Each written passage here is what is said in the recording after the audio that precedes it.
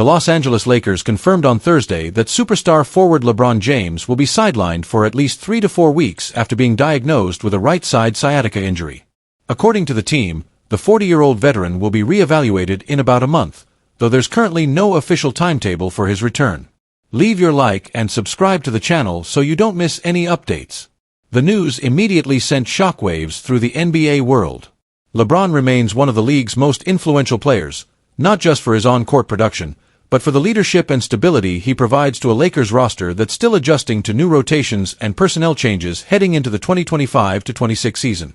For a team with championship ambitions, losing their primary playmaker and locker room voice this early in the year is far from ideal. Yet, even as the organization works to manage the injury and prepare for the weeks ahead without him, the conversation around LeBron took an unexpected turn. Shortly after the announcement, ESPN analyst Matt Berry used the moment to take a swipe at the Lakers star on SportsCenter, referencing his recent off-court headline. "I have an idea. Maybe he can rub some Hennessy on it and everything will be fine," Berry joked on air, laughing as he followed up. "That was the big story, right?" The remark quickly drew attention on social media, with many fans criticizing Berry for making light of an injury. Others defended the comment as a harmless jab at LeBron's flair for drama, a nod to the second decision video he had teased earlier in the week. That viral teaser had dominated basketball discussions for days, with fans and analysts speculating whether LeBron was about to announce his retirement after more than 2 decades in the league. Instead, the big reveal turned out to be a business collaboration between the 4-time MVP and Hennessy, the luxury cognac brand. The partnership was positioned as a creative and cultural initiative, but for some critics, it became another example of how LeBron's off-court ventures sometimes overshadow the game itself. Berry's comment, though framed as humor, underscored a familiar pattern for James. Every move he makes, on or off the court, sparks intense scrutiny. Whether it's his leadership style, his family life, or even his marketing choices, LeBron continues to be one of the most polarizing figures in sports media. Still, the focus now shifts back to his health.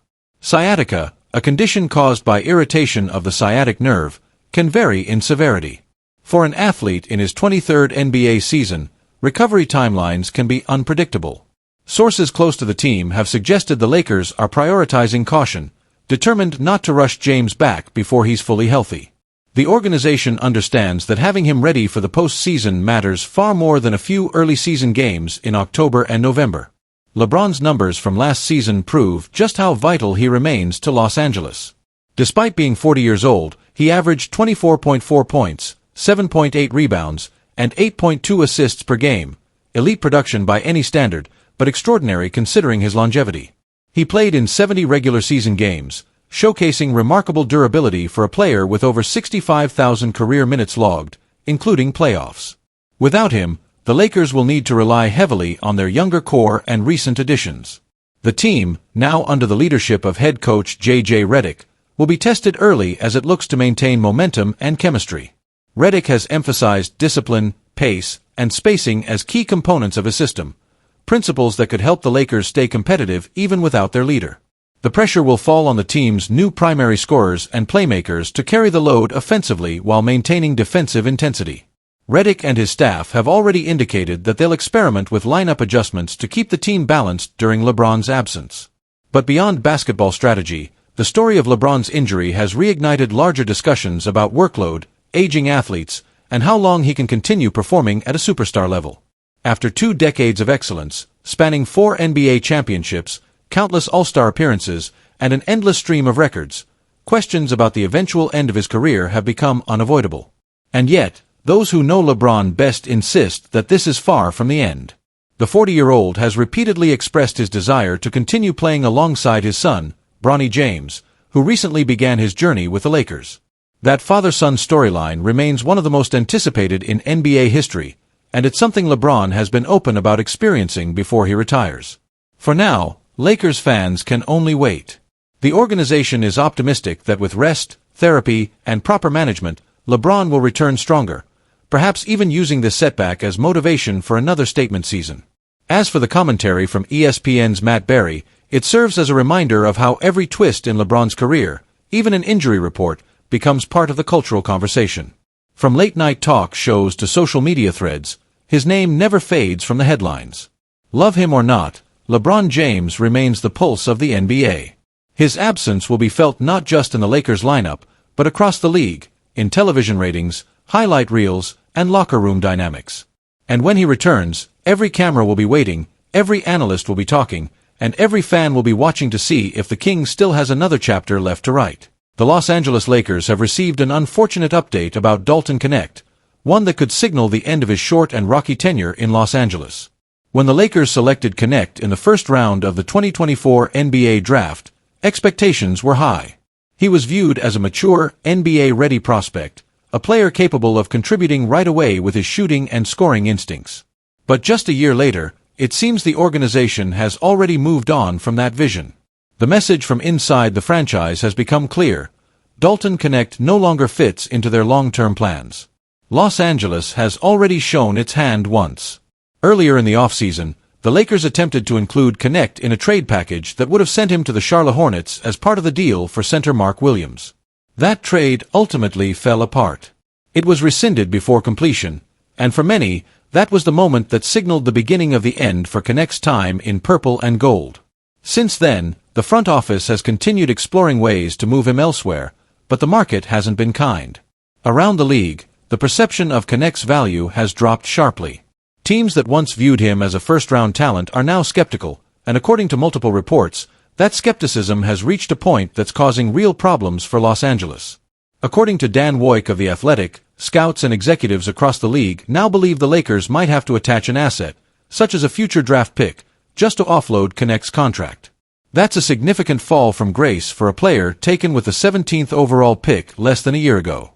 Woik noted that scouts and executives, almost unanimously, felt that the Lakers wouldn't be able to recoup comparable value to the number 17 pick they used when they selected Knecht. Some thought the team might be able to get multiple second-round picks, while the most critical believed Knecht would return just one. That's far from what the Lakers were hoping to hear. Ideally, they'd like to regain first-round value for the player they once believed could be a part of their future. But that seems entirely unrealistic now. The issue, according to insiders, is twofold. Knecht hasn't received enough consistent playing time to showcase his skills, and when he has stepped on the court, his performances haven't been strong enough to inspire confidence from other teams. One game, in particular, has become a turning point in this perception. During the preseason in Palm Desert, Knecht struggled mightily, shooting just 1-for-12 from the field. It was his chance to make a statement, but instead, it left scouts unimpressed and even concerned. Reports from that night said several evaluators left the arena calling Knecht a negative asset, meaning the Lakers would likely need to add additional pieces, such as a second-round pick or a young player, to convince another team to take him. For the Lakers, that's a difficult position to be in. The team is already dealing with limited roster flexibility and a tight salary cap. The idea of having to pay another team, in draft capital, to move a recent first-round selection is far from ideal. It also reflects a broader concern about the Lakers' player development strategy, a problem critics say has been evident in recent years.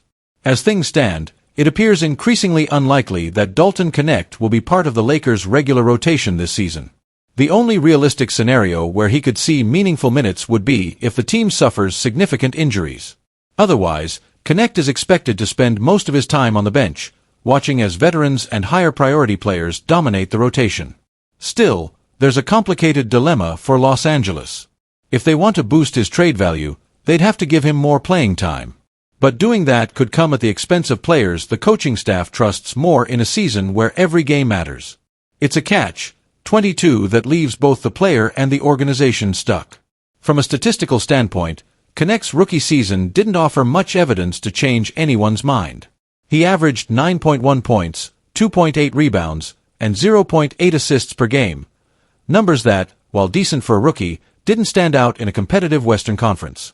More concerning was his shooting inconsistency and defensive struggles, areas that scouts had already flagged during his pre-draft evaluation. The Lakers now find themselves in a tough spot. If they decide to keep Knecht, he'll need to show major progress just to earn a rotational role. If they move him, they may have to part with an additional pick, something that could limit their flexibility in future trades. Either way, the excitement that surrounded his arrival in 2024 has evaporated. For Dalton Knecht, the challenge is equally clear. He'll have to prove to the league, and to himself, that he still belongs at the NBA level. And for the Lakers, this saga serves as a reminder that not every first-round pick pans out the way teams hope. At least for now, Dalton Knecht's future in Los Angeles remains uncertain, clouded by expectations, inconsistency, and a market that no longer seems convinced of his value. The Los Angeles Lakers are back in the headlines, and this time, the story could redefine the future of the franchise. Multiple league insiders have reported that the Lakers are exploring the possibility of acquiring Atlanta Hawks superstar Trae Young in a blockbuster trade that could send shockwaves across the NBA. If completed, the move would unite Young with LeBron James and Luka Dončić, creating one of the most explosive big threes the league has ever seen. For the Lakers, this isn't just about adding another all-star. It's about reshaping their entire identity. Bringing in a player like Trae Young, one of the most gifted offensive playmakers in the game, would transform Los Angeles into a championship favorite overnight. It would also signal that the Lakers are going all in, both to give LeBron one last shot at a title and to secure the franchise's future beyond his career. So, how could a trade like this actually happen? According to early reports, a realistic framework would send Trae Young to Los Angeles in exchange for Austin Reeves, Rui Hachimura, Jared Vanderbilt, and a future first-round pick projected for 2031. The Lakers would also include pick swaps in 2030 and 2032 to strengthen the offer. To satisfy the NBA's salary matching rules and stay under the league's new second apron tax threshold, Los Angeles might also need to include a contract such as Gabe Vincent or rookie Dalton Knecht.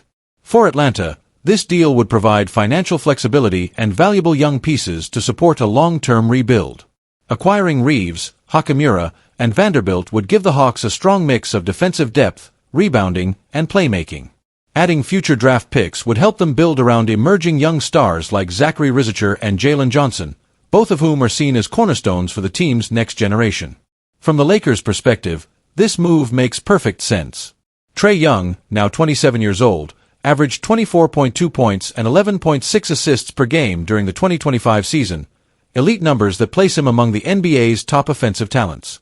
His quickness, deep shooting range, and ability to orchestrate an offense through the pick and roll make him a natural fit next to Luka Dončić and LeBron James.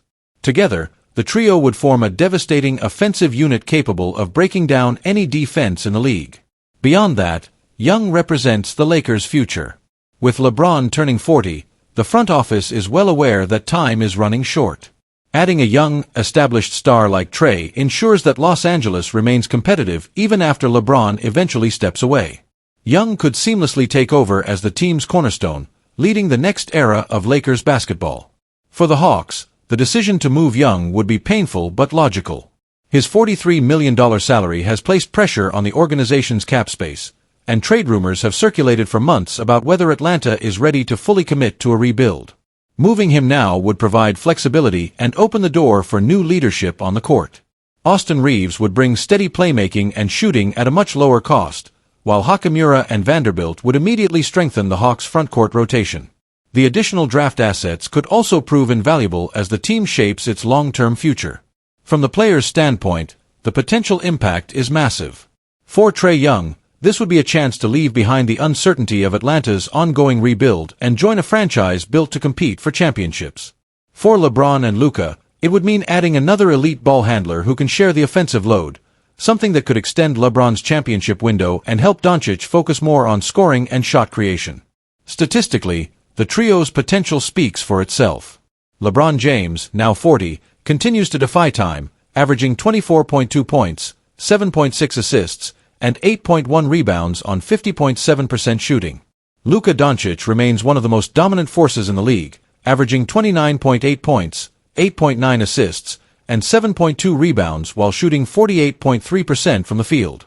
And Trae Young, with his 24.2 points and 11.6 assists per game, ranks among the NBA's elite playmakers.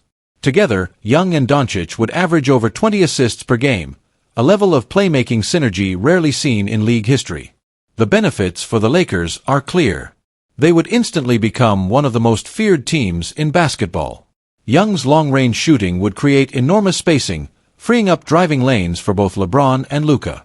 His ability to control the tempo and distribute the ball would give Los Angeles a level of offensive versatility unmatched by any team in the West. But there are real risks as well. The Lakers would have to part with several important rotation players, thinning their bench and reducing their defensive depth. Trae Young's defense has also been a consistent concern, one that opposing teams could look to exploit in the playoffs. For Atlanta, the danger lies in losing its franchise face.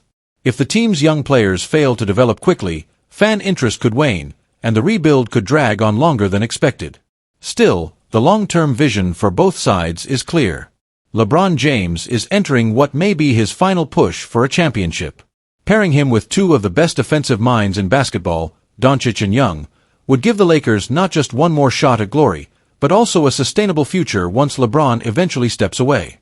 If this trade becomes reality, it would represent one of the most dramatic shifts in NBA power dynamics in years. The Lakers would field an all-time great offensive trio, setting the stage for another championship run and keeping the franchise competitive for years to come. The Hawks, meanwhile, would embrace a bold rebuild focused on youth, flexibility, and long-term growth. In the short term, Los Angeles would emerge as the clear winner. But the true measure of success would come later, when we see how each team's new era unfolds. One thing is certain: if Trae Young joins the Lakers, the NBA landscape will never be the same again. Under head coach J.J. Redick, Los Angeles would be aiming to maximize this talent trio to its fullest potential.